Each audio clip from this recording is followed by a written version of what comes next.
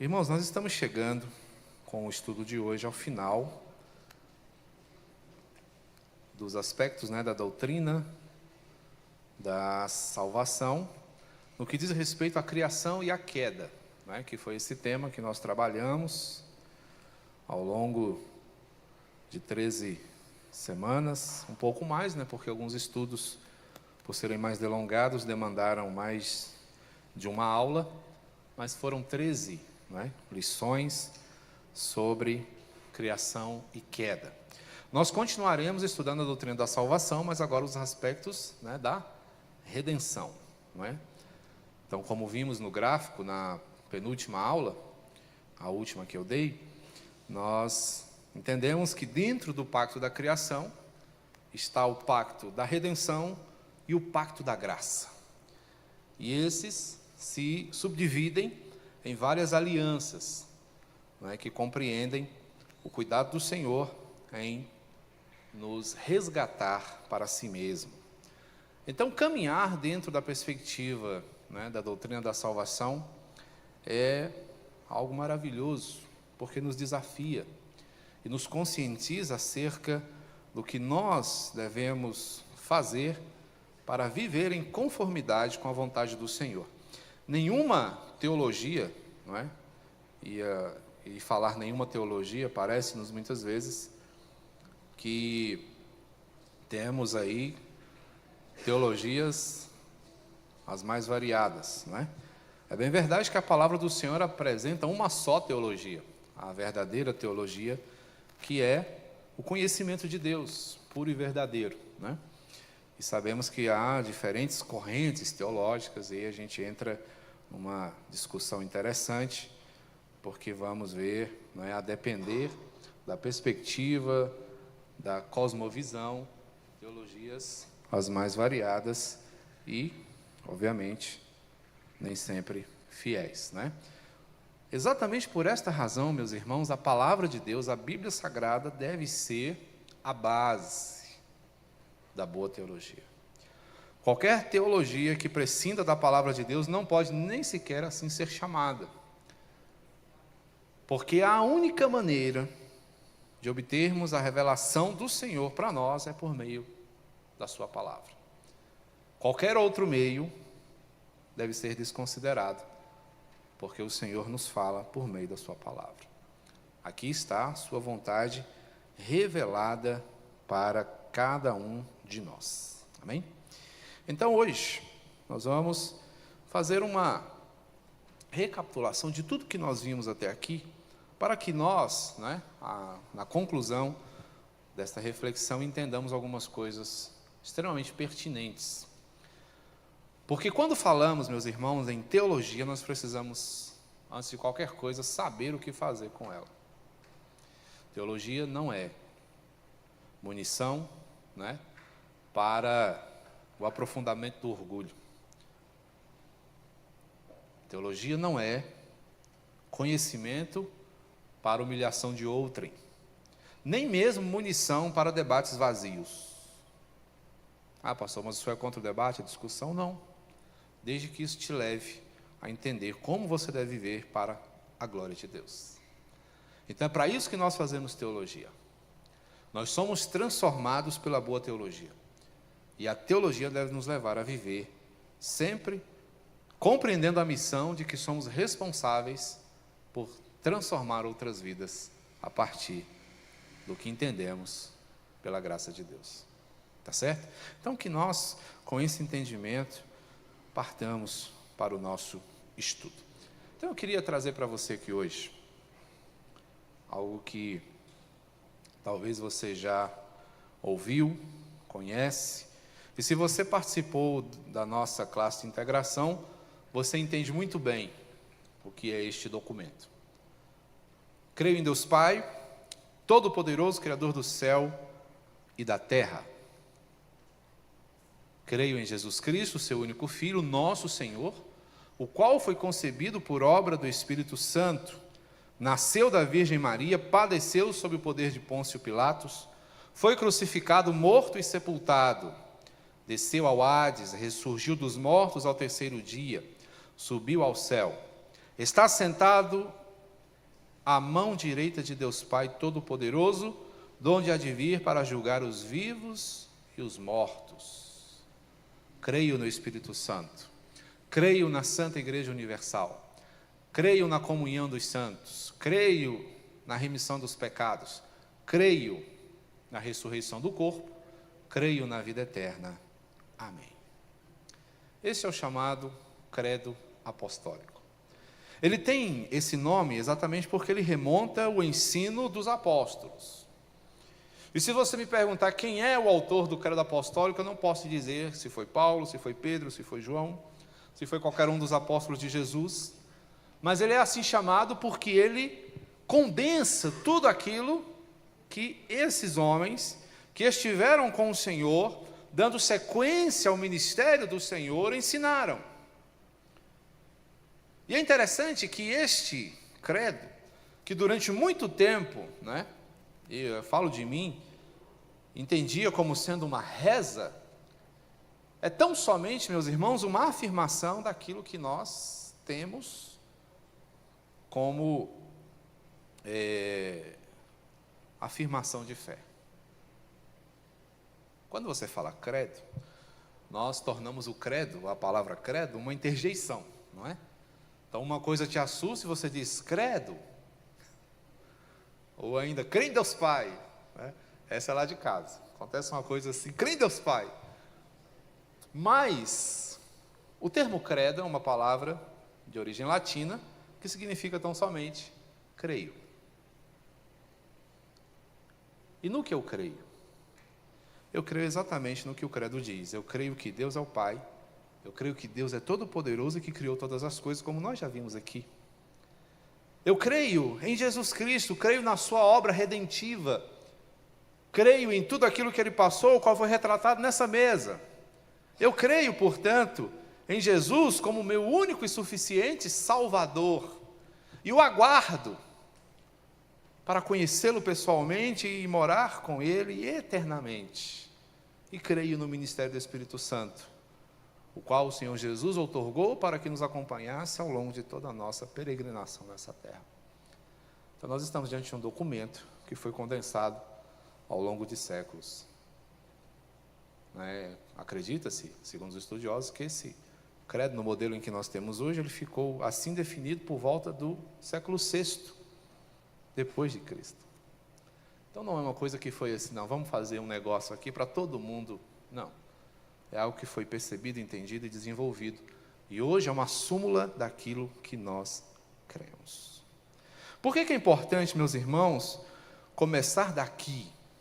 Por que o senhor, pastor, está voltando àquelas questões mais básicas da nossa fé? Exatamente, meus irmãos, para nós nos lembrarmos que não é possível seguir firmes em nossa vida de fé sem que estejamos embasados. Porque tudo aquilo, meus irmãos, que diz respeito à nossa fé, aquilo que nós cremos, encontra o seu sentido naquilo que nós somos. Na verdade, o ser só encontra sentido com base na fé que possui. Então, eu serei aquilo que é resultado da minha fé. Percebam, meus irmãos, como faz diferença isso. Nós não somos primeiro para depois crer. Mas o Senhor nos convida e nos desafia a crer, a caminhar pela fé, como nós já bem conhecemos, para que nós possamos então ser como Ele deseja que nós sejamos. E Paulo, entendendo muito bem essa perspectiva, vai nos afirmar no capítulo 11 da sua carta aos Romanos, especificamente no verso 36, que é por meio dele, porque dele, por meio dele, e para ele são todas as coisas. Olha aqui, meus irmãos, a teologia sendo aplicada na vida humana. O Senhor é a razão, Ele é o recurso, e Ele é a motivação para tudo aquilo que nós fazemos. E tudo isso com o objetivo, obviamente, de glorificá-lo eternamente. Começamos a glorificar o nosso Deus aqui, enquanto vivemos santa, justa e piedosamente. Ah, pastor, mas e a nossa imperfeição? Permanece. mas vai sendo trabalhada dia após dia, à medida que conhecemos e nos aprofundamos na palavra do nosso Senhor. Portanto, nós temos, meus irmãos, aqui diante de nós, um concerto, um acordo, um entendimento para o desenvolvimento de uma relação próxima, profunda com o nosso Deus. Porque, irmãos, nós somos criados para a semelhança. Nós somos criados para nos parecer com o nosso Deus. Nós somos criados com objetivos claros da parte dele. Ou seja, o Senhor sabe exatamente o que Ele quer de nós. Ele sabe qual é o propósito da nossa vida. Há uma finalidade para mim e para você. E essa finalidade envolve dedicação plena, o que confere, necessariamente sentido à nossa vida. Então, quando olhamos para a perspectiva da criação, nós vamos nos ver envolvidos em perfeição e propósito. O Senhor criou tudo perfeito e Ele criou tudo dessa forma, com um objetivo muito claro e muito bem definido, o qual Ele mesmo nos comunicou.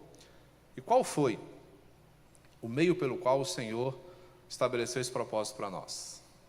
Alguém lembra? Como é que eu sei o que o Senhor quer de mim?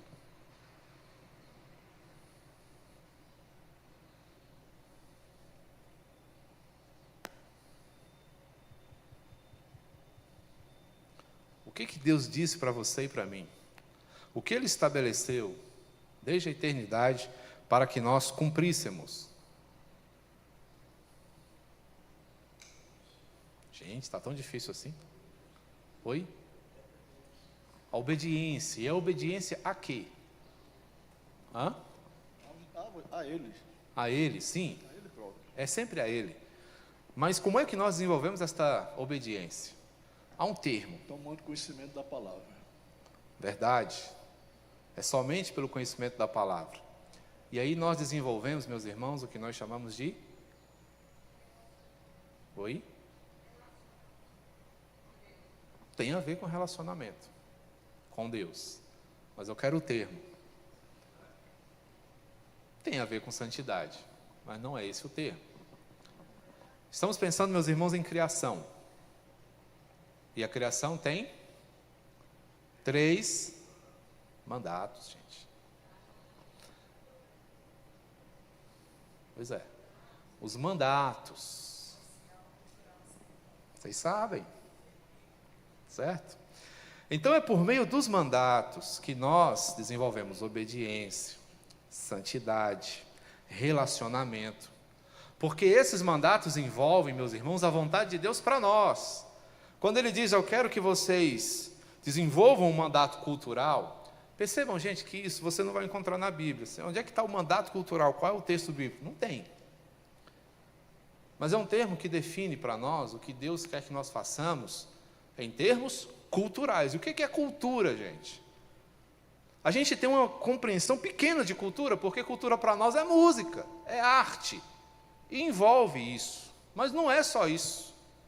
O jeito como você vive, a maneira como você desenvolve os seus relacionamentos, quando você entende o mundo ao seu redor, é cultura. Você já ouviu falar disso? Não, qual a cultura do seu país? Qual a cultura lá de casa? Qual a cultura de Sobradinho? Não é? Então, quando o Senhor diz, eu quero que vocês desenvolvam esse mandato, eu quero que vocês resolvam as coisas, que vocês desenvolvam tudo, que vocês multipliquem os recursos que eu estou colocando na sua mão. Imagina Adão recebendo um mundo novinho, com tudo o que é preciso para fazer o que nós temos hoje. Desenvolvimento tecnológico. Já tinha matéria-prima nos dias de Adão para isso? Tinha. Ele não tinha os recursos e talvez não teve o tempo, mas estava tudo lá. E continua. Tanto que os nossos filhos e os nossos netos, se Jesus não voltar nesse interregno, continuarão desenvolvendo. E se a gente hoje está surpreso com a inteligência artificial, imagine o que eles vão ver. Certo, irmãos? Então, quando nós nos lembramos da criação, nós precisamos pensar no propósito de Deus para a nossa vida. O que Deus quer de mim? Mandato social. Como é que o Senhor espera que eu me relacione com o meu irmão? Mandato espiritual, como é que o Senhor espera que eu me relacione com Ele? Entendem? São essas coisas que nós precisamos, meus irmãos, sempre guardar. Eu gosto dessa imagem, os irmãos devem lembrar-se que eu já usei ela várias vezes. Claro que ela é uma montagem, mas eu gosto de pensar Jesus caminhando comigo, me ensinando todas as coisas.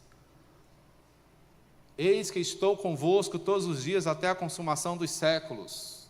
A grande pergunta para mim e para você é: você tem aproveitado a companhia do Senhor para aprender, para ouvi-lo, para desenvolver o que Ele quer de você? Vou dar uma alfinetada nos coaches aqui. Tem gente pagando 5 mil para almoçar com um coach, para aprender alguma coisa. E aí? Você tem Jesus de graça do seu lado, o Criador do coach, de tudo. E a grande pergunta é: o que você tem perguntado para o Senhor? Você está esperando chegar no céu para fazer essas perguntas? Irmãos, lá não precisa resolver mais nada, vai estar tudo certo. Nós precisamos das orientações do Senhor, é aqui e agora. E Jesus está ao seu lado, Jesus está diante de você, Jesus está expresso na Escritura, pronto para responder suas perguntas, pronto para orientar seu coração. E a grande pergunta é: você tem aproveitado essas oportunidades? Portanto, irmãos, nós temos diante de nós algo maravilhoso, porque nós somos chamados exatamente para isso, e é dessa maneira que nós glorificamos a Deus, enquanto comemos, enquanto bebemos, enquanto fazemos qualquer coisa. O grande problema, meus irmãos, da nossa geração é que nós vivemos escravizados pela agenda. Não sou contrário à organização. Como eu preciso de agenda. Como é bom. Raquel sabe, né, Raquel? Como é importante. Pastor, tem isso hoje? É mesmo. Fantástico. Mas nós somos escravos da agenda porque nós pensamos assim: agora é hora disso, é hora daquilo, é hora de me divertir. Não é hora de pensar em Deus. É hora de trabalhar. Não é hora de pensar em Deus. É hora de me preocupar. Não é hora de pensar em Deus. E o Senhor está do seu lado, nas preocupações, na diversão, nas angústias, no trabalho. Portanto, o que o Senhor espera é que você faça tudo junto com Ele. Porque se você entende que o Senhor está ao seu lado quando você come, você comerá para a sua glória. Quando você bebe, você beberá para a sua glória. Enquanto você trabalha, caminha, se diverte, conversa, se relaciona, você fará tudo isso para a glória de Deus. Certo? Então essa, meus irmãos, é a grande bênção que nós temos e que muitas vezes não aproveitamos, porque você e eu fomos chamados para viver e glorificar a Deus. E há uma coisa, meus irmãos, fantástica nessa percepção, que é: a comunhão com Deus é desfrutável. E percebam como o nosso pecado, e aí a gente entra, no bojo da depravação, prejudica até mesmo o sentido das palavras mais belas. Desfrutar. Desfrutar é aproveitar, não é? Com toda a liberdade. Mas até isso nós aprendemos a conceder um tom pejorativo. Fica aí se dando ao desfrute, quem lembra dessa expressão? Ou seja, vivenciar, gozar de prazeres, quem sabe, não tão adequados, não é? Essa era a ideia de alguém que se dava ao desfrute. Mas Deus nos chama ao desfrute, ao bom desfrute, ao desfrutar da sua palavra, ao desfrutar da sua companhia, ao desfrutar do seu ensinamento, ao desfrutar da sua presença. Você e eu, nós temos esta belíssima oportunidade. Então, no ato da criação, tudo isso nos foi dado. Claro, houve um problema. Cavou-se um abismo entre nós. E a pá usada para cavar esse abismo chama-se pecado, não é? Então, quando o pecado entra na nossa história, nós provocamos um distanciamento entre nós e o Senhor. Isso tudo por conta do mau uso, da liberdade. Então, estamos falando de criação e queda.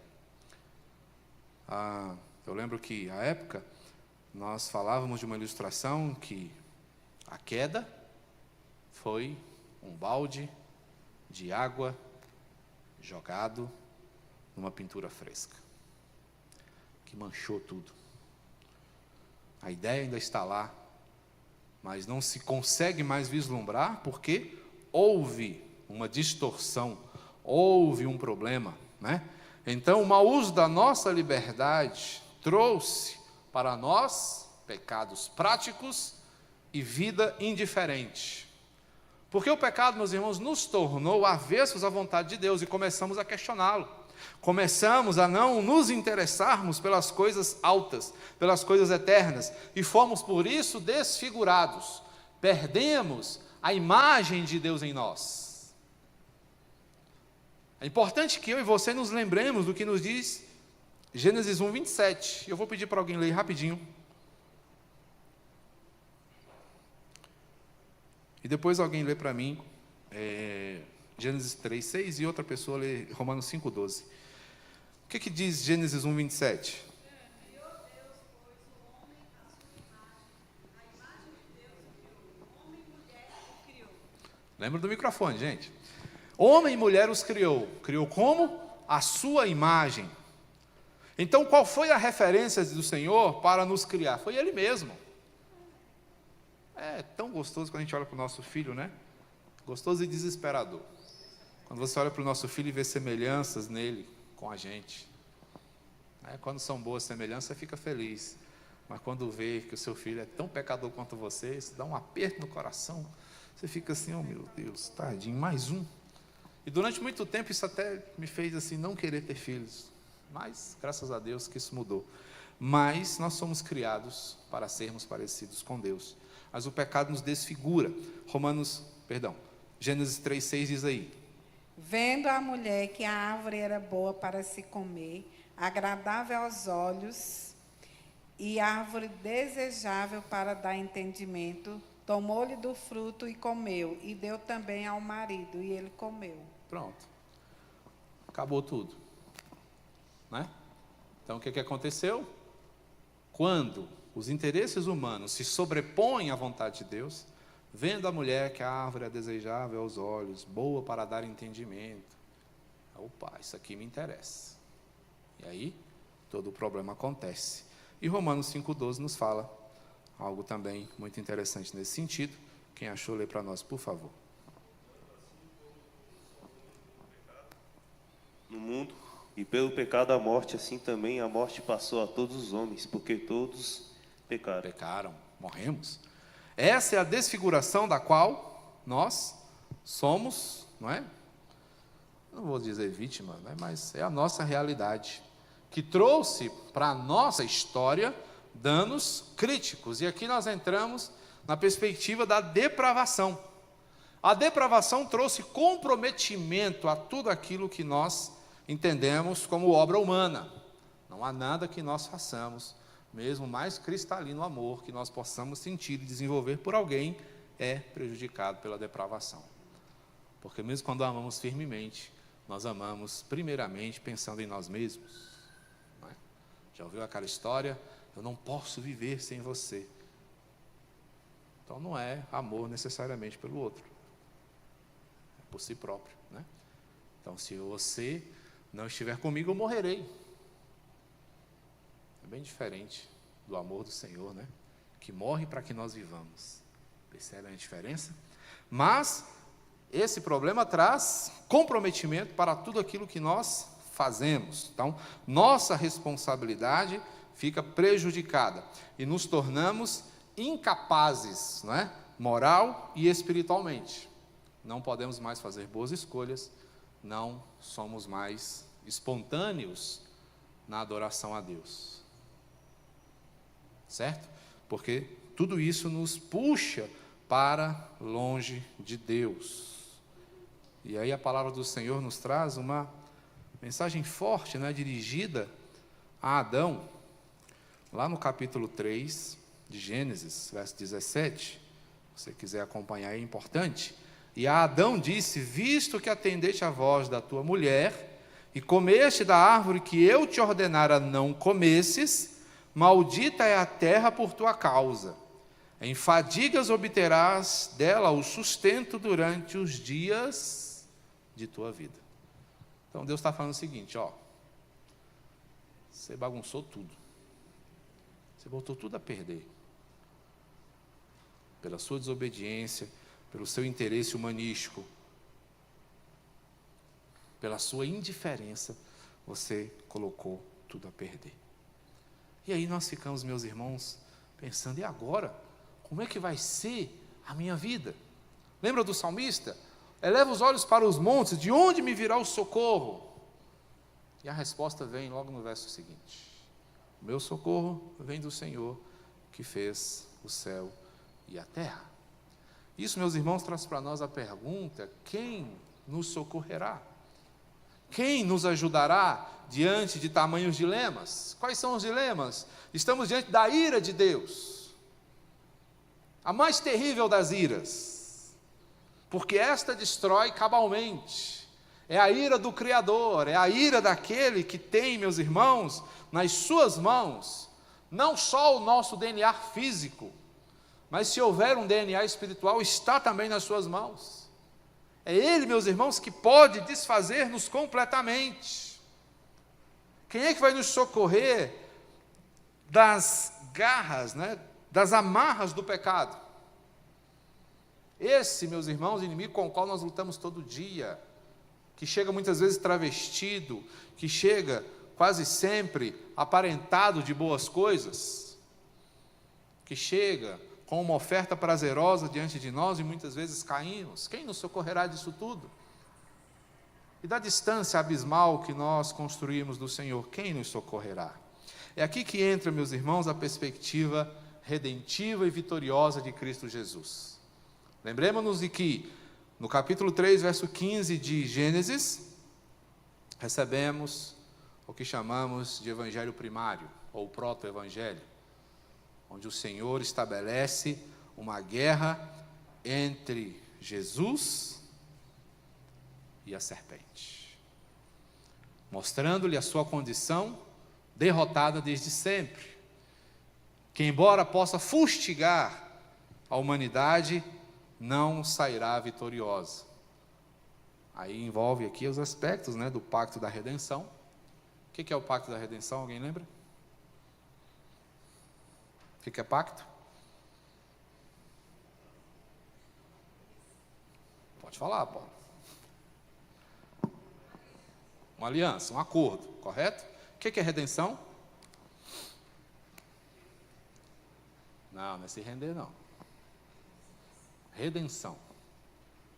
Resgate. Então, na eternidade, o Pai e o Filho combinaram o nosso resgate.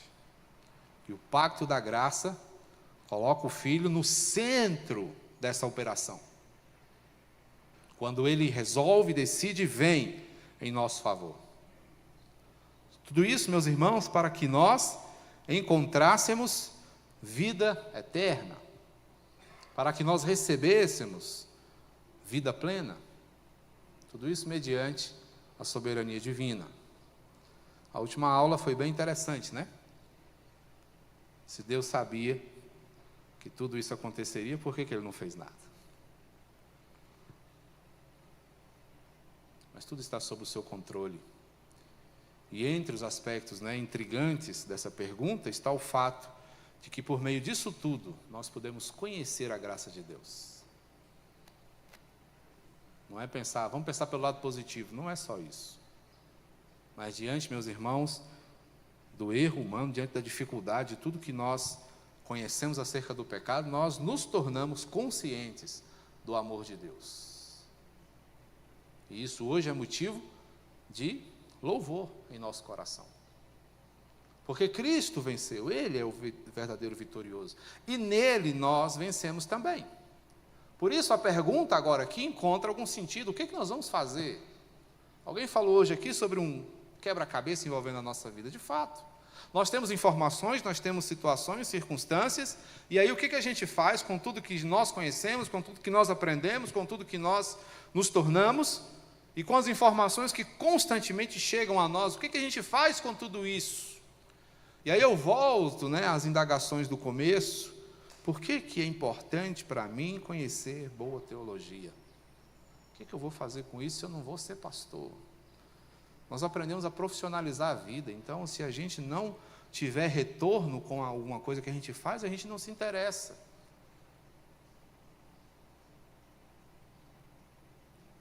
Mas teologia não é apenas matéria de pastor. O grande esforço do pastor, se algum pastor não te falou isso, eu vou te falar agora, e você nunca mais esqueça. O esforço do pastor é justamente para que todos vocês sejam teólogos. É para que todos vocês entendam o que fazer com o conhecimento de Deus. Se nós chegarmos na glória e o Senhor Jesus falar assim, ó, que bom que você ensinou aquela igreja direitinho, estaremos satisfeitos. E essa é a nossa recompensa. A gente agradece pelo cuidado. Nós, pastores presbiterianos, temos o privilégio de viver para isso. A gente não faz outra coisa, a grande maioria, né? Nós nos dedicamos explicitamente ao ensino. Isso não é, meus irmãos, apenas para que nós tenhamos um salário no final do mês. Não é a profissão que eu escolhi. É o chamado que Deus estabeleceu na minha vida, para que você soubesse o que fazer diante daquilo que Ele fez por você. Miqueias, profeta do Senhor, vai dizer: Ele te declarou, homem, o que é bom e o que o Senhor pede de ti. E Ele vai explicar: pratique a justiça, ame a misericórdia e ande humildemente com o teu Deus. Percebem que Miqueias está dizendo que tudo que o Senhor nos ensina deve ser aplicado na vida? Percebem que tudo que o Senhor compartilha conosco da sua grandeza, da sua santidade, só encontra sentido se for vivenciado no nosso dia a dia? Essa, meus irmãos, é a grande percepção teológica. Se você não entendeu isso, embora saiba tudo, você não sabe nada. Então nós precisamos saber o que fazer, porque, meus irmãos, o conhecimento de Deus é para que nós tenhamos consciência, responsabilidade e atitude. Nós precisamos saber para onde ir com tudo que o Senhor nos dá. Então, nós somos chamados para vivermos em firmeza. O salmista afirma que o Senhor é a sua rocha, a sua cidadela, o seu libertador, o seu Deus, o seu rochedo, o seu refúgio, o seu escudo e a força da sua salvação, e logo o seu baluarte, que é, mais uma vez, embasamento. Então, nós, a partir de tudo isso, podemos viver firmemente, podemos caminhar tranquilamente, tá? Essa tranquilidade aqui, ela é específica, tá? Ela é especial, não é a tranquilidade de uma vida sem problemas. Mas é entender que mesmo os riscos que você corre por ser um cristão, você está seguro. Porque nenhuma das ameaças que você possa enfrentar na vida tem a capacidade de arrebatar sua alma. Porque ela está segura nas mãos de Jesus. Você é salvo, né? Logo, é o Senhor quem te sustenta. Então, em termos práticos, vejamos rapidamente aqui. Tudo isso é para que você viva louvando a Deus. Isso significa olhar para o alto. Quando eu olho para o alto, eu me lembro de que a bondade do Senhor é criativa. De que tudo que o Senhor, meus irmãos, disponibiliza para nós é uma amostra muito pequena da sua grande bondade. Porque não é tudo. Eu falo pequeno porque não é tudo. Tá certo? Não é tudo. Calcula-se que exista no universo setilhões de estrelas. O que é setilhão? Você pega 1 milhão, então é um número seguido de 24 zeros. Não cabe em calculadora nenhuma isso. Então, a bondade do Senhor é imensa. E o mundo, a maneira como foi criado, a perspectiva da perfeição de Deus, é uma expressão dessa bondade. Então o Senhor, Ele é aquele que se disponibiliza a se relacionar conosco, Ele se deixa conhecer. E esse conhecimento, ele é proporcional, porque Ele tem interesse em nossa salvação. Porque o seu amor é o amor que faz, é o amor que realiza, é o amor providente, é um amor que supre. Então olhe para o alto para que você reconheça essas coisas. Enquanto nós ficarmos distraídos, envolvidos com as coisas do mundo, nós não vamos reconhecer isso. Então, tudo que nós conhecemos é para que nós louvemos a Deus em nossa vida, olhando para o alto onde Ele habita. Mas tudo isso também encontra significação numa vida harmônica, é quando nós olhamos para o lado. E olhar para o lado não é buscar interesses materiais, mas é considerar aqueles que estão ao nosso redor. Então nós somos chamados para nos relacionarmos, né? Primeiro diz respeito ao mandato espiritual, aqui diz respeito ao mandato, que mandato? Social. Aí, estou falando que vocês sabem. Então, consideração e respeito. Se o que eu sei, meus irmãos, não me ajuda a tratar melhor meu irmão, não vale nada, nada, nada, nada. Se tudo que eu sei é para humilhar, se tudo que eu sei é para ultrajar, eu não entendi o que o Senhor me disse.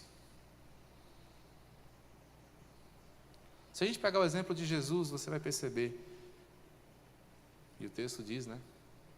Ele não usou isso como usurpação. Ei, ó, sou o filho do rei. Sabe quem é meu pai? Jesus não fez isso. Tá? Consideração e respeito. Unidade fraterna. Uma coisa que agrada ao Senhor profundamente é que a sua igreja viva em unidade e entenda o propósito da sua existência. Vamos mais um pouquinho. Vida humilde. Olhar para dentro. É reconhecer quem eu sou. É reconhecer minha miséria. E a despeito disso, entender que o Senhor me oportuniza grandes ensejos de serviço. Aí é onde eu devo me interessar genuinamente pelas coisas dele. E só vou conseguir isso por meio de conhecimento. Percebam a diferença? Quando a coisa é colocada no devido lugar, tudo que eu sei, tudo que eu aprendo, tudo que eu consigo fazer, se torna servo de uma vida agradável a Deus. Porque é resultado de transformação, de vida nova, de piedade constante. Então, quando nós falamos de piedade, nós estamos falando de uma vida vivida, né, para a glória de Deus. Por isso, Paulo vai nos falar: o Deus da esperança vos encha de todo gozo e paz no vosso viver, não é? Para que sejais ricos de esperança no poder do Espírito Santo. Então, estamos diante, meus irmãos, de uma perspectiva de vida que nós não conhecemos ainda, a menos que nós comecemos a praticar tudo aquilo que nós aprendemos. Então, quando nós pensamos nos aspectos da criação e da queda, nós não estamos apenas ajuntando informações. Como foi que o homem caiu? Como foi que o homem foi criado? Quais são os mandatos? Tudo isso é importante saber e você precisa saber. Mas mais que saber, você precisa aplicar corretamente tudo o que foi feito. E assim nós podemos orar como o estudioso, aqui é Turretini falando, ele ora da seguinte maneira: que o Pai de misericórdias conceda que, reconhecendo seriamente nossa nulidade e inabilidade, aprendamos a depender inteiramente dele e atribuir à sua graça toda a nossa salvação, dizendo como salmista: não a nós, Senhor, não a nós, mas ao teu nome da glória, por amor da tua misericórdia e da tua fidelidade. Amém. Não a nós, mas ao Senhor. Vamos orar? Pai Santo e amado, obrigado, porque a tua palavra nos desafia. E o desafio, meu Deus, é para uma vida santa, reta e justa diante do Senhor, a qual, ó Deus, não podemos desenvolver por nós mesmos, mas entendemos, ó Deus, se achar diante do Senhor. Portanto, nos ajuda a fim de que sejamos, ó Deus, agradáveis a Ti em todos os aspectos da nossa vida. Ser conosco, ser com os meus irmãos. Continua, meu Deus, fortalecendo o espírito desta escola, para que saiamos daqui, ó Deus, aptos a fazer tua vontade no mundo, onde estamos e desenvolvemos a nossa peregrinação. Sê conosco, te rogamos em nome e por amor de ti mesmo. Recebam a bênção, irmãos. Que a graça do nosso Senhor, o Salvador Jesus, o amor de Deus, o nosso Pai, e o consolo, a orientação e o poder inequívoco do Espírito seja com todo o povo do Senhor, a fim de que, perfeitamente capacitado, seja também habilitado a honrar e glorificar o nome do Senhor todos os dias aqui na terra, aguardando com grande expectativa o dia do Senhor, em face do qual estaremos para sempre diante dele. Amém.